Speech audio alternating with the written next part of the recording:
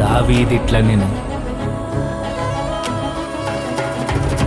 యెహోవా నాకు ఆధారం కావున నేను పండుకొని నిద్రపోయి మేలుకొందును.